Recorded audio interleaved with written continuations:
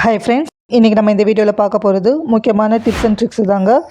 ஏதாவது ஒரு டிப்ஸ் உங்கள் லைஃப்பில் ஏதாவது ஒரு விதத்தில் யூஸ்ஃபுல்லாக இருக்கும். வீடியோ ஸ்கிப் பண்ணாமல் ஃபுல் வீடியோ பாருங்கள். பார்த்ததுக்கப்புறம் மறக்காமல் லைக் அண்ட் சப்ஸ்கிரைப் பண்ணுங்கள். Friends, welcome to விருந்தகம்.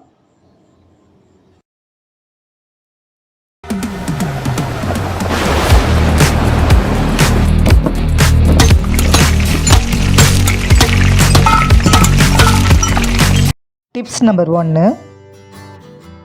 வெண்டைக்காய் கடையில் வாங்கும்போது நல்லா பிஞ்சாக இருக்கும். 2-3 நாள் கழித்து யூஸ் பண்ணலான்ட்டு நம்ம ஃப்ரிட்ஜில் வைக்கும்போது பார்த்திங்கன்னா பாதி இது முத்தி போயிருக்கும். அந்த மாதிரி முத்தாமல் இருக்கிறதுக்கு ஒரு சூப்பரான ட்ரிக் என்னென்னு பார்த்தீங்கன்னா, இந்த வெண்டைக்காயோட தலைப்பகுதியை இந்த மாதிரி கட் பண்ணிக்கோங்க. கட் பண்ணி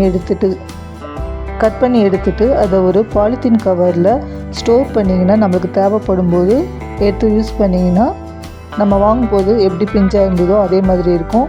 இது ஒரு சிம்பிள் ட்ரிக், கண்டிப்பாக ட்ரை பண்ணி பாருங்கள் ஃப்ரெண்ட்ஸ். Tips number 2. கிலோ கணக்கான வெண்டைக்காவை நொடியில் கட் பண்ணணுன்னா யாருக்கு தாங்க பிடிக்காது. ஒரு சிம்பிள் ட்ரிக்கை யூஸ் பண்ணி ஈஸியாக இப்படி கட் பண்ணலான்னு பார்த்தீங்கன்னா, வெண்டைக்காவோட மேல் பகுதியும் கீழ்ப்பகுதியும் இந்த மாதிரி கட் பண்ணி எடுத்துக்கோங்க. உங்களுக்கு எத்தனை பண்டல் வேணுமோ அத்தனை பண்டலாக வெண்டைக்காவை ரெடி பண்ணிடுங்க. ஸோ இந்த மாதிரி பண்டலாக ரெடி பண்ணிட்டீங்கன்னா கிலோ கணக்கான வெண்டைக்காவாக இருந்தாலும் நொடியில் கட் பண்ணிடலாம். வேலைக்கு போகிற லேடிஸுங்களுக்கு இது ரொம்பவே யூஸ்ஃபுல்லான ட்ரிக்காக இருக்கும். ஸோ இது ஒரு சிம்பிள் ட்ரிக், கண்டிப்பாக இந்த ட்ரிக்கை ட்ரை பண்ணி பாருங்கள் ஃப்ரெண்ட்ஸ்.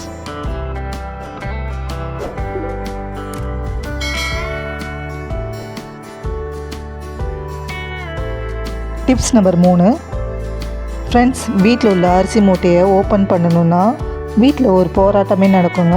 ஒரு சிம்பிள் ட்ரிக்கை யூஸ் பண்ணி எப்படி அரிசி மூட்டையை ஈஸியாக ஓப்பன் பண்ணலான்னு பார்த்தீங்கன்னா, எல்லா அரிசி மூட்டையிலையும் இந்த மாதிரி கார்னரில் நூல் தொங்க விட்டுருக்கும் பாருங்கள். ஸோ இந்த தொங்க விட்ட நூலை சிசரால் கட் பண்ணிவிடுங்க. கட் பண்ணிவிட்டு அந்த நூலை இழுத்திங்கன்னா உங்களுக்கு சூப்பராக ஓப்பன் ஆகும். பாருங்கள், சூப்பராக ஓப்பன் ஆகுது. இது சிம்பிள் ட்ரிக், ட்ரை பண்ணி பாருங்கள் ஃப்ரெண்ட்ஸ். Tips number 4. அச்சச்சோ அதுக்குள்ளே வயசாகிடுச்சான்னு நினைக்க வைக்கிற ஒரு பெரிய விஷயம் எதுன்னு பார்த்தீங்கன்னா, இந்த நரமுடி பிரச்சனை தாங்க.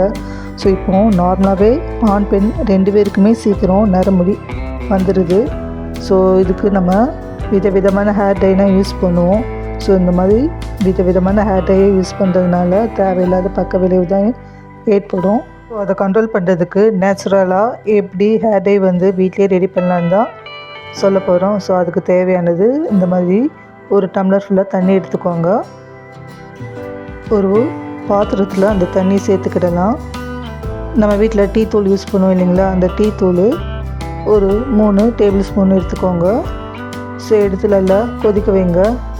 நம்மளுக்கு தேவையானது டீ டிகாஷனை ஃபில்டர் பண்ணி ஒரு பவுலில் எடுத்துக்கோங்க.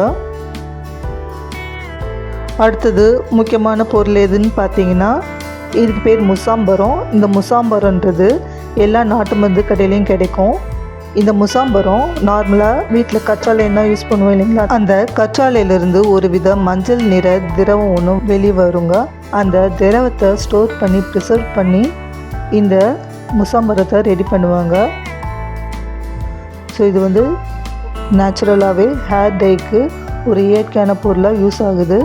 ஸோ இந்த முசாம்பரத்தை வச்சு எப்படி ஒரு நேச்சுரல் ஹேர் டை செய்யலான்னு பார்த்தீங்கன்னா, ஸோ இப்போ பார்த்தீங்கன்னா பிளேட்டில் தடவி காட்டுறேன் பாருங்கள், நல்லா கருப்பாக இருக்குது. ஸோ இப்போ நம்ம ரெடி பண்ணி வச்சுருக்கோம் இல்லைங்களா டீ டிகாஷன், அந்த டீ டிகாஷனில் இந்த முசாம்பரத்தை சேர்த்துக்கிடலாம். ஸோ இந்த முசாம்பரத்தை சேர்த்து மூடி வச்சுடுங்க, நல்லா கரையட்டும். நான் நைட்டு செஞ்சேன், ஒரு நாள் ஃபுல்லாக அப்படியே விட்டுட்டேன். ஸோ அடுத்த நாள் பார்த்தீங்கன்னா அந்த முசாம்பரம் நல்லா கரைஞ்சிருக்கும்.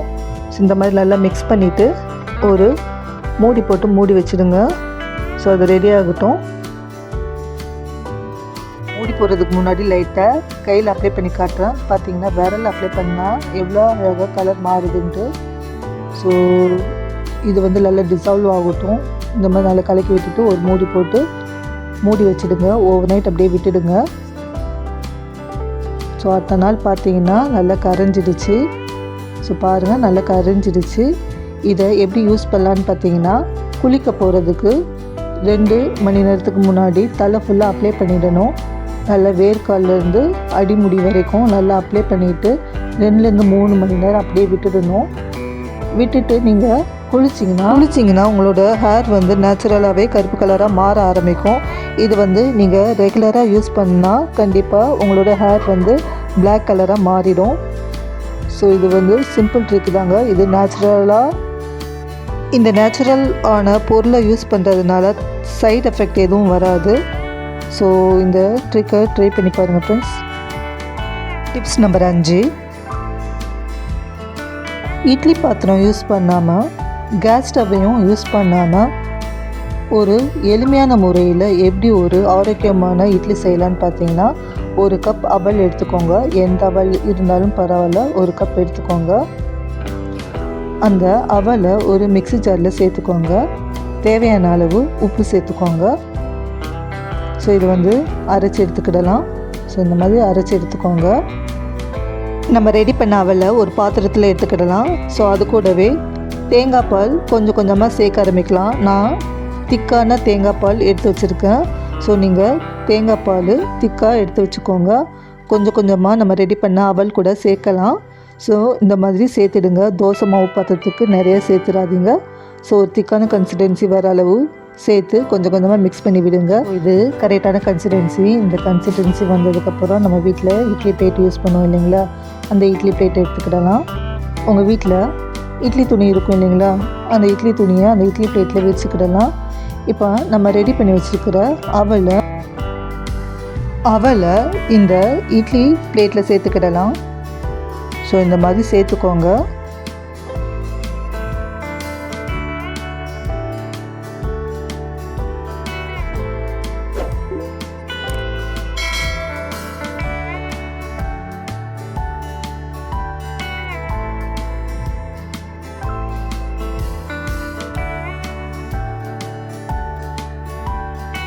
ஸோ இந்த மாதிரி அவல் இட்லி ரெடி பண்ணிட்டோம். ஸோ இந்த அவல் இட்லியை ஒரு 10 நிமிஷம் மூடி போட்டு மூடி வச்சுடுங்க.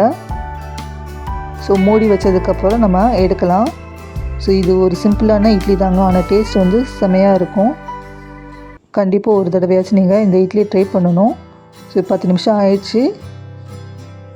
ஸோ இப்போது இட்லி எடுத்து காட்டுறேன்.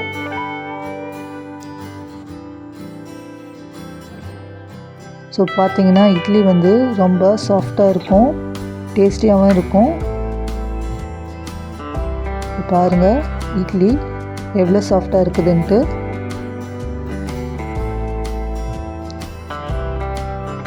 ஸோ ஃப்ரெண்ட்ஸ், நம்மளோட சிம்பிளான டேஸ்டியான இட்லி ரெடி ஆயிடுச்சு. இதுக்கு சைட் டிஷ் என்னென்னு பார்த்தீங்கன்னா சக்கரை சூப்பரான சைட் டிஷ். ஸோ ஃப்ரெண்ட்ஸ், இந்த சிம்பிளான டேஸ்டியான டிஷ்ஷை ஒரு தடவையாச்சும் நீங்கள் ட்ரை பண்ணணும். இந்த வீடியோ உங்களுக்கு பிடிச்சிருக்குன்னு நினைக்கிறேன் ஃப்ரெண்ட்ஸ். இந்த வீடியோ உங்களுக்கு பிடிச்சிருந்துச்சுன்னா மறக்காமல் லைக் பண்ணி சப்ஸ்கிரைப் பண்ணுங்கள். எந்தெந்த டிப்ஸ் உங்களுக்கு பிடிச்சிருக்கோ மறக்காமல் கமெண்ட் செக்ஷனில் கமெண்ட் பண்ணுங்கள். தேங்க்யூ ஃபார் வாட்சிங்.